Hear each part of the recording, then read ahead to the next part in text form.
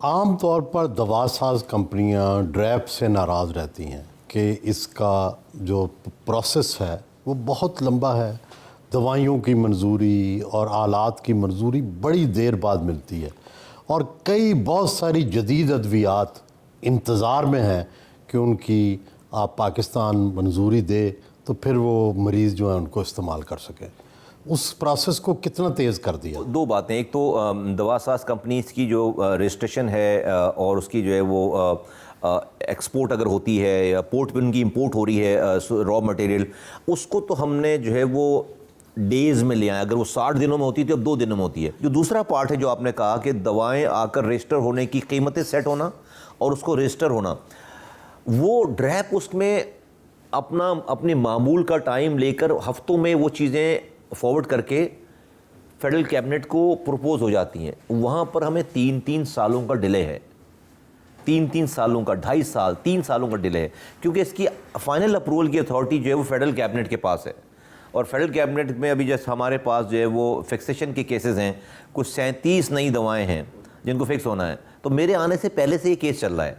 मैं इसमें कोई इधर उधर की लफाजी नहीं करूंगा। मेरे आने से पहले से केस चल रहा है। उस पर एक फेडरल कैबिनेट की एक कमेटी बनी हुई थी, उसको फाइनेंस मिनिस्टर हेड करते हैं, और मैं भी जाके फिर उसमें शामिल हो गया। फिर एक दफ़ा और कैबिनेट में एक और कुछ और वज़ीर शामिल हो गए।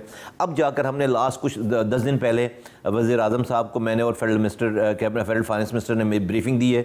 अब जाकर वो जो है वो अप्रूव हो गई है वज़ीर आज़म साहब के पास से, और अब क्या अगली कैबिनेट की मीटिंग में हम जो है करेंगे। लेकिन हमें 3 साल लग गए इस वाली बात में।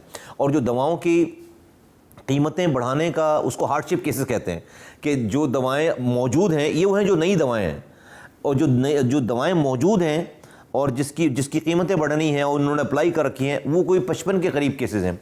उसमें अभी तक हमने जो है उसको उस प्रोसेस में, कैबिनेट की प्रोसेस में जो है वो अब तक वो पहुंची नहीं है। हमारे पास से चली गई, कैबिनेट के प्रोसेस में नहीं आई है।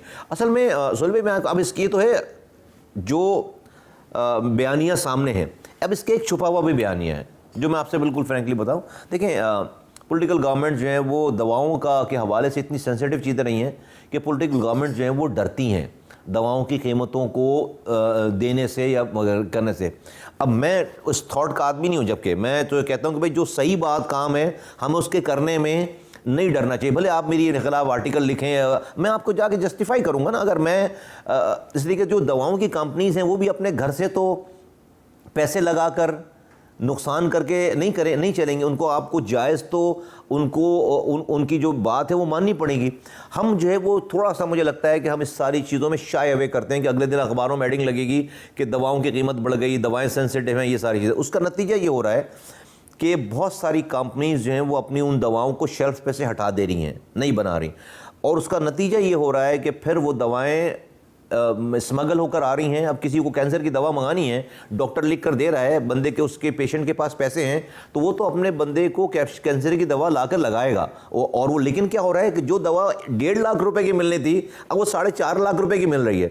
1.5 लाख को हम रेगुलेट करे थे, हमें पता था ये दवा ही आ रही है। अभी 4.5 लाख का हमें नहीं पता कि इसमें पानी आ रहा है, जाली दवा आ रही है, क्या आ रही है। ये बड़ा सेंसिटिव इशू है।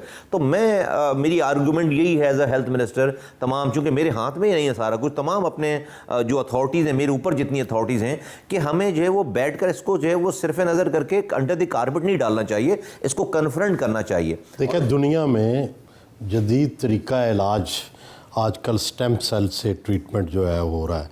क्या पाकिस्तान भी इस तरीका इलाज को की इजाज़त देने पर सोच रहा है? जी, जीनोम प्रोफाइलिंग जो है वो it's a new phenomena in this entire world, जिसमें आप जो है वो जेनेटिक प्रोफाइलिंग करते हैं अपनी नस्ल की, अपने कौमों की, और आप स्पेसिफिक दवाएं बनाते हैं उसके लिए।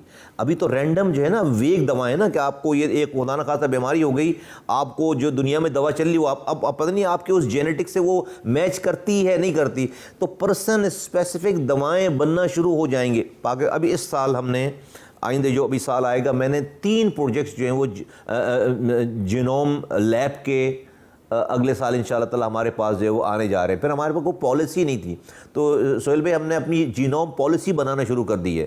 अपनी, और पाकिस्तान अमंग फ्यू कंट्रीज़ में होगा जिसके पास ये जीनोम पॉलिसी होगी। अभी तक सिर्फ अमेरिका के अंदर सिर्फ 10 लाख लोगों की जीनोम प्रोफाइलिंग हो सकी है। यूएई इसके अंदर बहुत आगे, उन्होंने तकरीबन अपनी हाफ ऑफ द पॉपुलेशन को उन्होंने जो है वो ये कर लिया है, इसको जीनोम प्रोफाइलिंग कर लिया। तो ये नया फिनोमेना है, हम इस जहाज़ में अभी चढ़ना चाहते हैं, हम इस बोट में अभी चढ़ना चाहते हैं। तो ये हमारे पास एक इदारा है NIH, national institute of health, वहाँ पर ये पूरी रिसर्च का काम होता है सारा। तो हम वहाँ पर इन लेबॉर्ट्रीज़ को, इन लैब्स को जो इस्टेब्लिश करने जा रहे हैं, जो कि दुनिया की जदीद लेबॉर्ट्रीज़ होंगी जीनोम प्रोफाइलिंग। उससे उम्र भी बढ़ सकेगी इंसान की, उससे उम्र इस तरह से बढ़ सकेगी कि आप अपनी जो है वो लाइफ एक्सपेक्टेंसी जो है बढ़ा देंगे। क्योंकि जो लोग जल्दी मर जाते हैं, जब आप उनको देखिए, prevention is better than cure. आज आपके यहाँ, हमारे यहाँ जो डिजीज़ जो डायग्नोज होती है वो अपनी एक स्टेज क्रॉस कर जाती है जब उसको पता चलता है। जब आपकी जीनोम प्रोफाइलिंग हो जाएगी तो आपको वक्त से पहले पता चल जाएगा कि आपको कौन सी बीमारी होने वाली है। आपका जेनेटिक वो बता देगा कि आपको ये बीमारी होने, आप उसकी पहले से क्योर करेंगे। तो जब आप ये पहले से क्योर करेंगे तो आपकी लाइफ एक्सपेक्टेंसी बढ़ गई ना।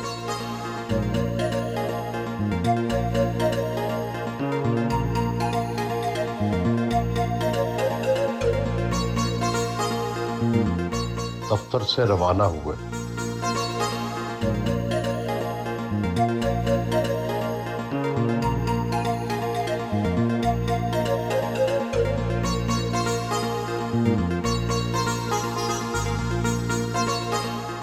Central government dispensary Jacob line Karachi पहुंचे।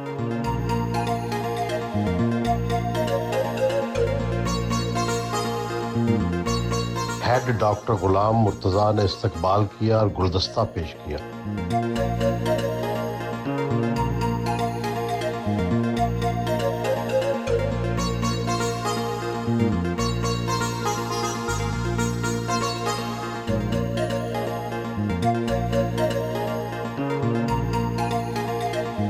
यहाँ मरीजों को ऑनलाइन चेकअप की जदीद सहूलियात मौजूद है।